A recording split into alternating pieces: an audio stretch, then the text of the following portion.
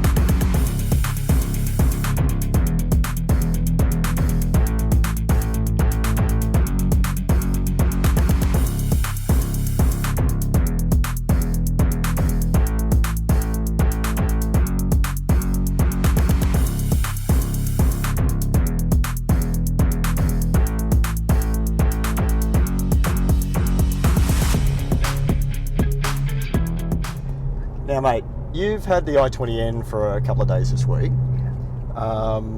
What do you think? So I guess I was fortunate enough to have a small drive of the i30N. Mm-hmm. So I had a little bit of a sort of preconceived idea and expectation, you know, the same sort of heritage, but I still had an open mind. And when I first saw it, the first impressions from an aesthetic perspective was, wow, it's really aggressively styled. And I like that because it's purposeful, and the N brand and logo seems to, it's built its own reputation of, great engineering, fun to drive. So I had an expectation that it would be that, and it's exceeded all of them.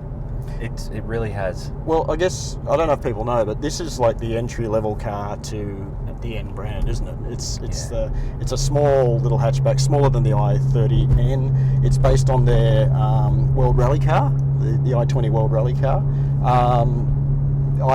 It's got a lot going for it, doesn't it? It really does. Yeah. It does. It's addictive to drive. Yeah. In terms of its performance, its ride, its handling around town, stuff like that. What do you think? Yes. So that's a good point, because I see this is the car that you could drive around town, do the chores, go to the shops, but then take it to the track. Mm-hmm. And have heaps of fun. So that suspension, because it's not actively suspended on this car, is it? It's actually, it's passive suspension. It's actually even got a torsion bar at the back too, so it's not even independent. So I guess from an engineering perspective, there needs to be a level of compromise so it could sort of fit all those conditions, but it does it exceptionally well. Yeah. But additional to that, the steering's fantastic. It's got mechanical LSD from factory. Yep, that's right. I have felt that, which was fantastic around a roundabout at legal speeds, of course, and you really get a sense of engagement from the from the steering wheel and the front wheels, which obviously is where the power comes through to. Uh-huh. Power delivery is good. The gearbox is really nice. It's really sweet, especially when you give it a bit of a squirt. You can really get through the gears nicely, and everything's really engineered and matched really well. And you still have that nice feel on corner entry. It's really compliant over bumps, good rebound, so it's relatively comfortable. With all consideration of it being a sort of performance hot hatch. It's just fun. That's what it feels like to me. It's fun. Yeah. We look at cars being fun and family friendly, and we'll get to the family friendly side of things in a minute. But I think it ticks all the boxes for fun, doesn't it? Definitely. I actually think it's even more fun than an i30N. Arguably, I would agree. Yeah? I would agree. It just feels like it really wraps around you really quickly. Like a little go-kart, isn't it? Exactly right. It's great. But also, additional to that, it's got all the safety features and the mod cons and all the infotainment. It's all up to date, cutting edge. But the driving experience really very, very engaging. Yep. All right, mate. Let's talk about how family friendly or practical this car is, right? So today we've even got Jake in the back today, haven't we? This is your little bloke. So say hi to everybody, Jake. Hi. Now, Jake, what do you think of the back of the I20N? Is it comfortable for you? Yeah, it's really comfortable, and there's like quite a bit of space too. Yeah? The seats are nice and comfortable. It's probably good for 2 people rather than 3 people in the back, though, isn't it, Jake? The middle looks like not that to have too much space, but yeah, 2 people would definitely be good. Oh, good. Okay. Now, one thing that I think this doesn't have over an i30 boot space. Like that's the big bugbear. But I did notice in the back, when you lift that floor panel open, it does drop down a little bit more. So if you wanted to like take that false floor out of it and just use it with a little bit more depth in it, it does have a little bit of practicality. But I guess if it's a car that you want practicality, you'd probably be looking at an i30N rather than the i20N, wouldn't you? Yeah. The way I sort of have compartmentalized it in my mind is, if this is a second car in the family, I think it would suit very well. If it was the only car that you were considering, possibly the i30 will just have the edge because of that boot space practicality. Yeah, agree with you there. In terms of value for money though, mate, like the car comes to Australia is pretty much what you see is what you get in this car. Now, it comes with the whiz-bang dash instrumentation, the 10.25 inch screen here from the Kona N as well. The i30N at the moment doesn't have all this too. Mate, I think in terms of value for money and in terms of equipment, it's pretty good. Agreed. It really, they jam-pack value into their cars. Yeah. And they do it really well. And Apple CarPlay, Android Auto, it's got pretty much everything that you'd want. Absolutely. Especially for the price. Yeah, exactly. And the way that they've laid out the dash, they've done a lot of research, and it's really, really user-friendly. Yeah. And you've had to play around with the N mode in this one. I did. And it's got the tracks and things like that. I mean, for you as a track fiend, you'd like that, wouldn't you? Very much, very much. It's so practical having the lap timer in there built in, and just being able to track it and then look historically at all the data. It's fantastic. And also safety in this car is pretty good too. It comes with Hyundai's Smart Sense package as well. So it's got rear cross traffic alert, lane keep assist, and everything else that it's got pretty much everything that you'd probably just want in today's sort of requirements for safety, hasn't it? Definitely. Yeah, it does. Very good. Had a quick look at the Hyundai website in terms of running costs for this car. It actually says that it's got a 5-year unlimited K warranty, but servicing's every 12 months or 10,000 Ks. $309 for every service up to 5 years. So if you wanted to keep it up to the warranty, $309, that's not too bad. And it also takes 91 octane unleaded or E10 compatible as well. So in today's petrol prices, that's not bad either.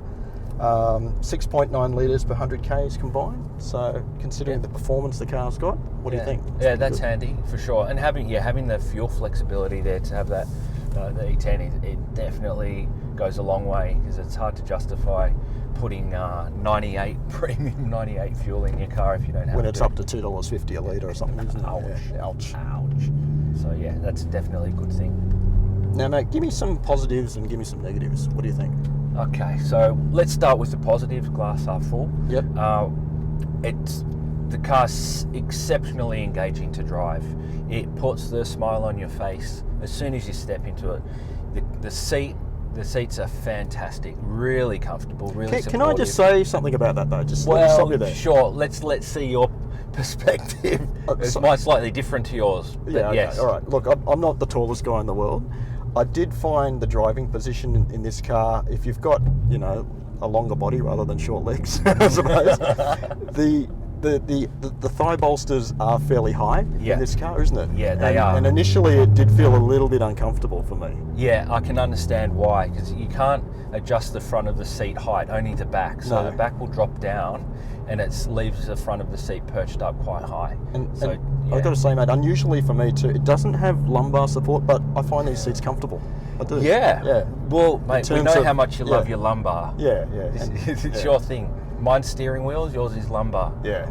So, from a negative standpoint, I'm really struggling to find anything. I guess it's that sort of the balance of having too much tech, in my perspective, because I'm a little bit old school, but I know you can turn a lot of these functions off. You really need to dig deep into the menu system, but you can find them, which is great. Probably the only real drawback for me is the boot space, because every other element, it does it very well. I'm really enjoying this, and in fact, I really don't want to give it back. I was doing a few chores this morning with Jake, just doing the soccer run, as a lot of people do on Saturday mornings, and I was genuinely excited to get into the car and drive it. Yeah, that's good. Very much looking forward to it, and that's what this car does. Puts a grin on your face. It does. All right, mate, now X Factor.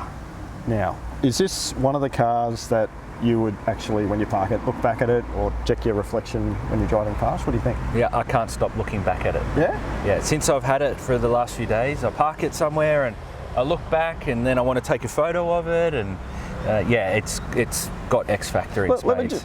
Let me just throw something at you about that. Okay.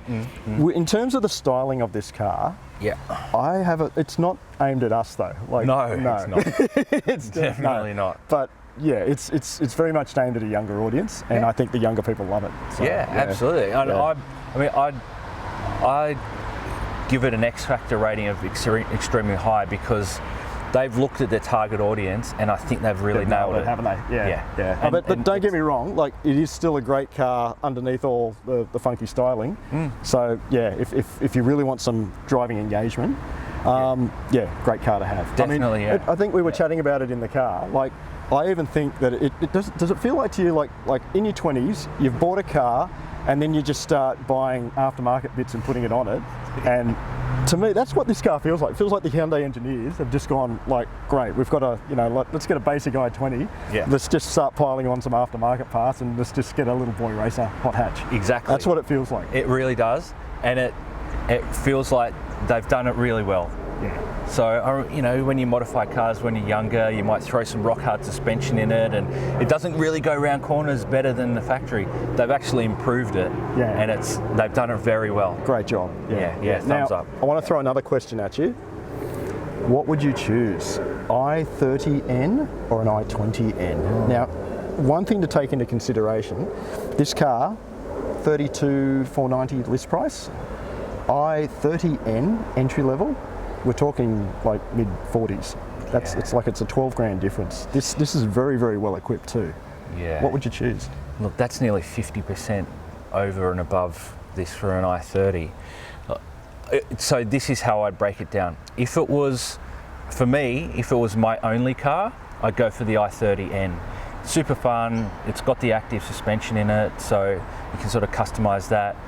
If it was a second car, I'd go for this. But then if I think about, the target audience here, sort of, younger than we are, I think this would be a really great sweet spot for, someone that's younger that didn't have to lug around all the things that, a young family would have to lug around. Yeah. So I'd choose this. Yeah? Yeah. Actually, it's funny to say this, considering how much I've raved about the i30N. After having this for a week, I'd actually probably go one of these two, because like the value for money aspect is brilliant. It's so engaging. It's manual transmission. You can't get DCT in it, but that's, near here nor there for me. I love manual transmission, so I'd go the i20N. Yeah, got my vote as well. Okay, just want to put out a big thanks to our friends at Hyundai Australia for the loan of the i20N this week. I think, as Matt said, he doesn't want to give it back, do you? No, and I'm not going to. Give me the keys.